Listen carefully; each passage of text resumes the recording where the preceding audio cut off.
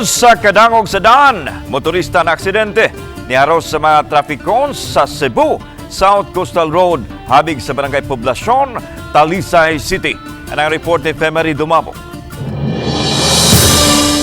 Nahuli kam kining motorista nga kalit lang natumba dool sa Oldog Street, barangay Poblasyon, Dakbayan sa Talisay, sa Cebu South Coastal Road, gahapon sa buntag. Makita sa CCTV nga basa pagyud ang daan ug nagtutaligsik pa. Tungod sa kabasa ug kadangog sa daan, nasusama sa mga borilyo sa bowling lane ang mga traffic cone nga rego sa misagirit nga motorsiklo ug driver niini. Mao pagkipagkundang atos pagbunok sa uwan pero dapat taligsik na. So dangog ang daan. So ang atong analysis ato niya is wala ko sa kon mo to nagsunod to siya og laing motor. Unya posibleng ni-apply to siya og brake. Pag-apply og brake na slide na out of control mo itong naharos niya ang tanang mga traffic cones. Gilagway ni tumulak nga kusog ang pagpadagan sa motorista nga mupadung unta sa mihanang bahin sa Sugbo. Nakaangkod na hinuon siya og gamay bunog ug pangos-pango sa iyang lawas ug milahos lang sa iyang biyahe inay nga magpada sa Tambalanan.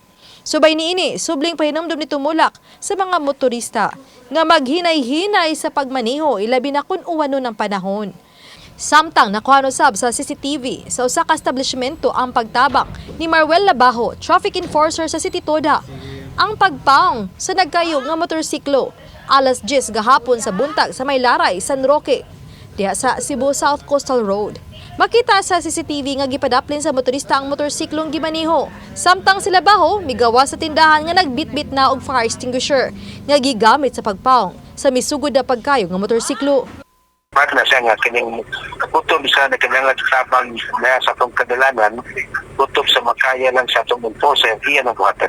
Ang motorista mopadung unta sa habagatang bahin sa Subo dihang nakabatyag og kainit sa motorsiklong gisakyan mong iyang kining gipadaplin. Wala ra hinuon na angol sa maong insidente. Uban ni Rod Prado, Femery Dumabok. Balitang Bisdak.